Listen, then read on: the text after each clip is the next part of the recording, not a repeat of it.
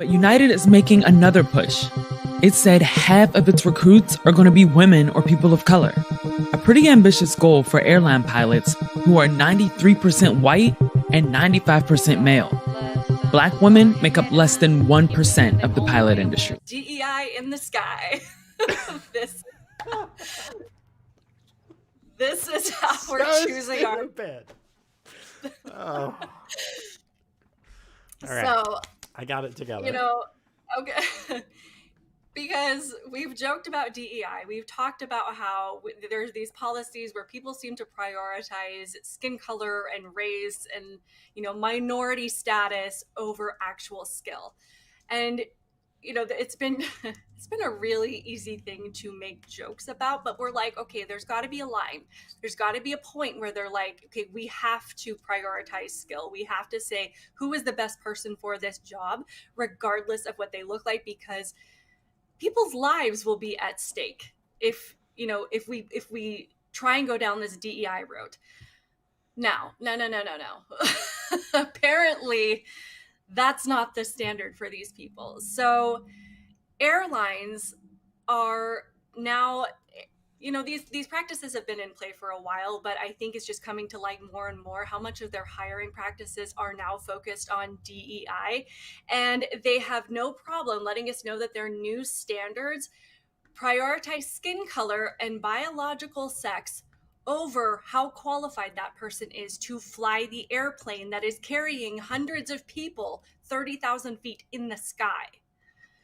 So I shared, did you get the YouTube link? There was this clip of a documentary that Southwest Airlines did, I think in 2022. And I caught this off another video, but this is essentially kind of their, advertising video or their virtue signaling video, but let's have a look at this real quick. Take off with a student from United's new Aviate Academy. A bit nervous, but let's do this. Purefoy is training to become a pilot with United Airlines, which became the first major airline to launch its own flight school at the beginning of this year. But United is making another push. It said half of its recruits are going to be women or people of color. A pretty ambitious goal for airline pilots who are 93% white and 95% male. Black women make up less than 1% of the pilot industry. I have a confession, guys. I have never seen a black woman fly a plane. What made you want to become a pilot? So I was a flight attendant for 3 years at a major U.S. airline, and absolutely loved it. So we are in a plane right now, about to take off. Okay. I've said it before, but I'll say it again. If your race or your gender or your sexuality is the basis of your whole existence, if it's race, you're a racist. If it's any of those other things, you're a bigot. That is a fact. Sorry, go ahead. No, it's okay. I just have to say that I feel so comfortable with the fact that this woman was inspired to become a pilot after serving peanuts in the cabin for 3 years.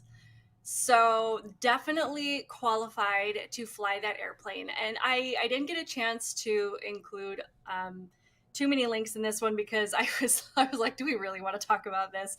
But there have been an unusual number of incidents and issues with airplanes lately, with things just like falling off the plane. There have been like doors falling off and oh man, I was gonna send you. There have been some really interesting. I just in my guys chat these unqualified air traffic controllers having arguments with pilots on the open air because that's appropriate, but they're DEI hires. Right. No, there was one, man, I wish I had sent it to you. It was, you could hear this pilot having a conversation with the air traffic controller, and he was trying to give her instructions, and she was like, no, this is how you do it. I Googled it. Yeah. Oh, did you Google it? Duns-Kruger over there. I'm an actual pilot. Like, what the crap? Hey, you know what? Just walk me through how to land the plane since you've got Google and a headset. Exactly. Like, clearly you don't need me at all because you have got Google. This does not bring me And like I said, I thought that we were going to have a line drawn somewhere. How many planes have to fall out of the sky? Are they going to acknowledge at that point that these policies are terrible? Or are they going to find some way to blame it on white supremacists? Find some way to point the finger in another direction. Because this is dangerous. This is absolutely insane. And clearly, and I don't think I need to explain this, but clearly this is not saying that people that have darker skin tones are incapable of flying airplanes. If she's wondering why there aren't more Black women flying airplanes, then maybe there's just not enough Black women that are interested in becoming pilots. It's not that the opportunity is not there. It's not that they're not capable.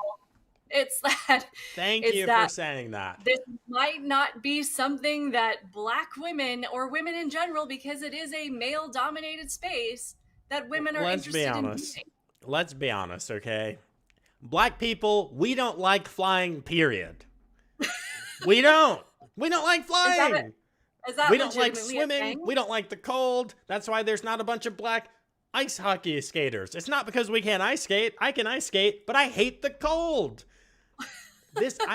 I said the same thing that you just said about the pilot thing, about the generals. Oh, there aren't enough Black generals. All of my Black soldiers that had degrees, I'm like, hey, you want to become an officer? You know what they all said? Hell no. I said the same thing. I got 2 degrees. They asked me, hey, you want to become an officer? You should be an officer. I said, no, I don't want to do that. And then when I finally, after a decade in the Army, I was like, hey, I'll think about it.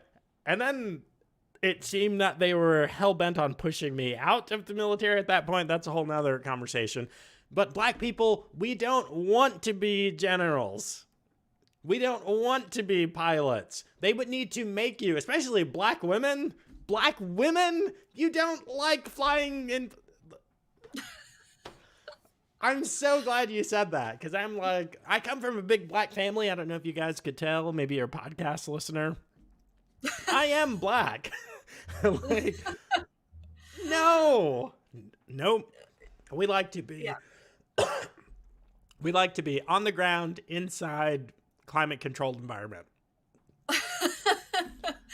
I didn't know that was a thing, but okay. I mean, but there's nothing wrong with that. So how are they going to fill 50% of their positions and make sure that they have this equally diverse, only diversity in look only, in appearance only? How are they going to make this happen? And it's the same when women and feminists and people like Pearl Davis, who's annoying as whatever, that say that we need more women on the oil rigs, or we need more women doing construction, or we need, it's luck. Like, I don't want to be on an oil rig.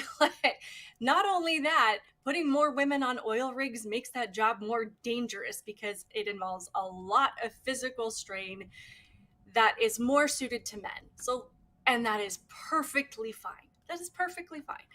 But anyway, this is how. Sorry, go ahead. No, I was just. Go ahead. It's fine. I'm just waiting for. Ladies and gentlemen, your pilot hasn't really passed flight school, but she's a Black lesbian, so best of luck. I've got a parachute. This is your captain. And if they're flying out of New York, they're like, woo! Black lesbian pilot, let's go! Famous last words.